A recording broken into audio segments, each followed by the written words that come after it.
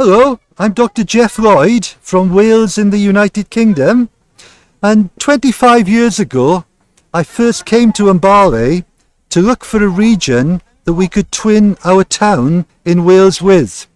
I'd worked abroad in many places before that, including Ethiopia and Nepal and Indonesia, and I felt very uncomfortable at that time that British people were still going abroad and setting up projects that we took funding for, telling people that if they worked for us, we would give them a job, but all the time we retained the ownership. And I knew that the world had moved on. I knew that the old days of colonialism had gone forever, and yet there were still British missionaries who were working abroad as if they were the bosses. So I came to Mbale to try a new approach. I felt that through twinning our town in Wales with a town in Uganda, we could end up making friends and partnerships. We could use the partnerships in order to build up relationships that would eradicate poverty. When I first came to Uganda, it was in 2003, the idea originally was for me to go to Soroti. However, the day that we were in Soroti, there was an attack by the Lord's Resistance Army and dozens of people were massacred. And we retreated from Soroti in a hurry, and I thought I would never come back to Uganda ever again.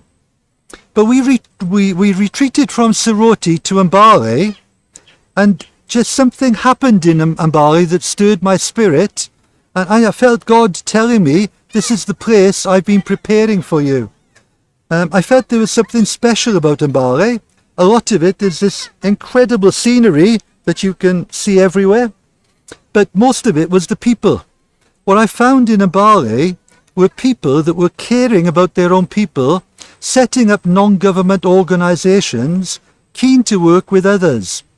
So when I first came to Mbale, I met these people and I was energised by them. The idea all along was not to come out and simply work with non-government organisations, but to come and work with everybody in the community.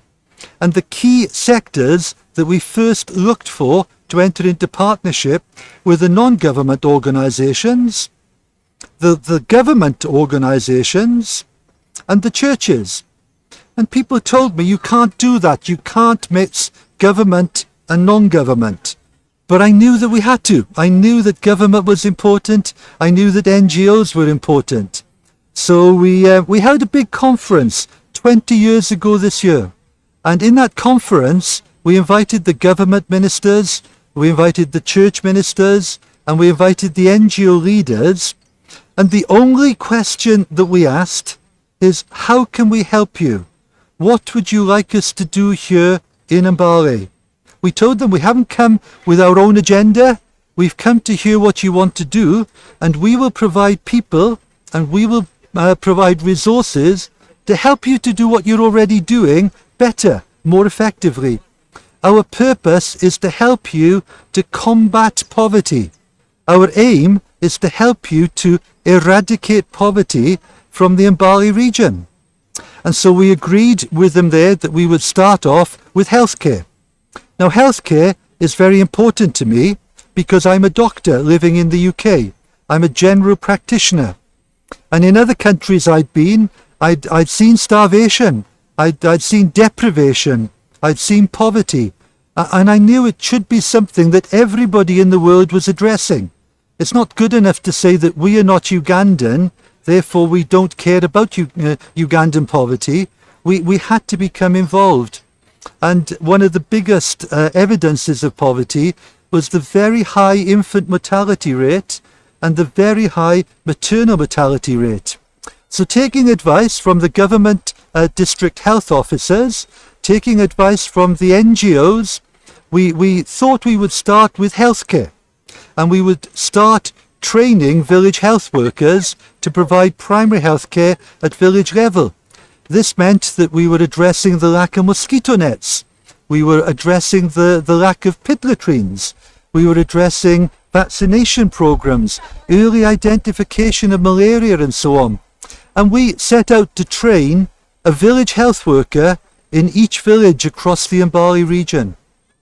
We quickly realized it was one thing diagnosing these illnesses, but if we couldn't get them to hospital in an emergency and the child or the mother was dying, then it was ineffective. And we realized that in the United Kingdom, we have NHS ambulances available to take people to hospital in an emergency whenever needed. And so I brought ambulance men over, and they began to develop an ambulance system to back up the primary health care. So to date, we have now trained over 1,500 village health workers, and we have commissioned 38 motorbike ambulances to serve the region. All of this is very expensive. And in addition, we were doing other projects as well. We were trying to help every family that had adopted an orphan, and there were 30,000 such families. We were looking to try and help every school to modernize and to improve their education. So altogether, we realized that we had a huge budget in order to continue the work that we were starting. Many years ago, I visited the Gambia, and in the Gambia, I saw a community that had developed a zoo to try and provide income to their community. And I love animals. Apart from being a doctor, I'm an animal lover. And I was increasingly aware that the schools in Uganda, the children there, had no access to African animals. They'd never seen an elephant. They'd never seen a Ugandan cob. They'd never seen a zebra. They'd never seen a python. And yet we were going on safaris to the safari parks to see them, and the Ugandan children were never seeing them. So we entered into a relationship with the people at UWEC, Ugandan Wildlife Education Concern, based at Entebbe Wildlife Park. And the people there were very happy to help us to establish a wildlife education centre here at Mbale. So we scoped the land, and we found this incredible valley that I can see, but you can't. And it's amazing, it's gorgeous, you know. God has created this valley to be one of the most beautiful in Mbale. And I knew as soon as I saw it, this was the place to establish our wildlife centre. So we started building the compounds for the animals. And from the very beginning, our idea was to tame the animals, to allow them to interact with people, that the people could fall in love with them. And this began to happen. We began to get animals delivered here. It started off with camels and with donkeys. It continued with Ugandan crested cranes and with sheep and goats. And then we added in crocodiles and pythons that can be handled with care, but you can't make friends with, just to let people know that at home.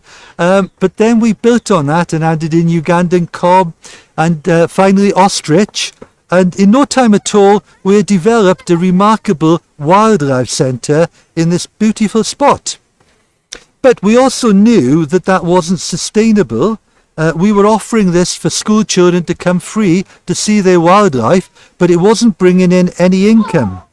So the long-term plan has always been to develop a huge income-generating project here in Mbale that we can allow other people to come and enjoy what we're now seeing, but also we could then use the profit from that to fund the medical work that we started 20 years ago.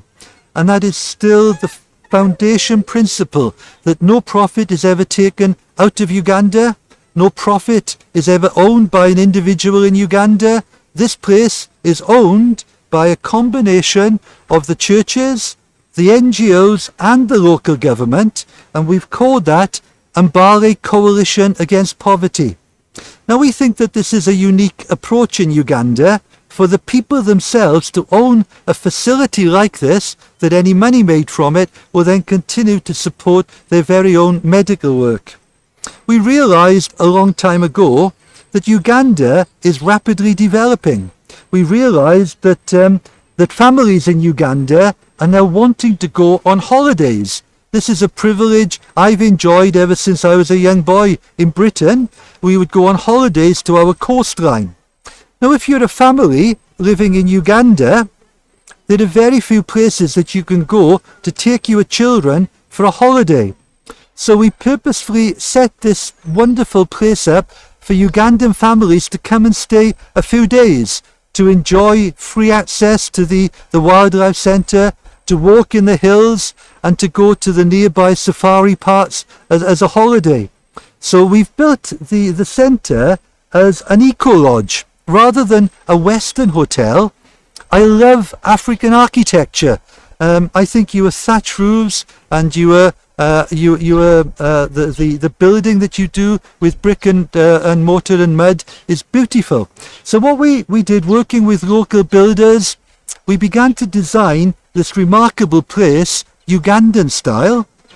And as a result, whenever the Westerners come here, they say, this is one of the most beautiful places that we've ever been to.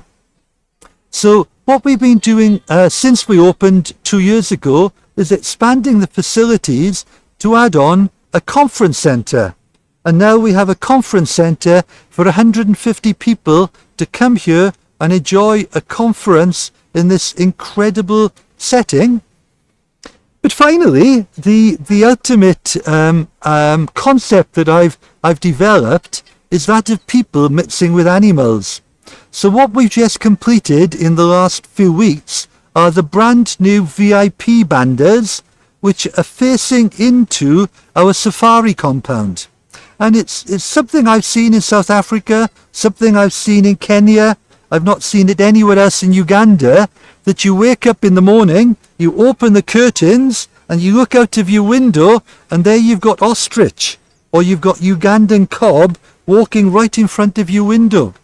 And the plan is that we give the people staying in these bandas a bucket of food, and when they finish their breakfast on the patio area, they then offer the food to the animals, and they can enjoy the animals having their breakfast right next to them. So please come to Mbale and see what a paradise on earth it is. Please bring your children here and have a lovely time, being assured that any funding that you give will be used for a good cause, because eventually it will be fed back into our community. Thank you for watching.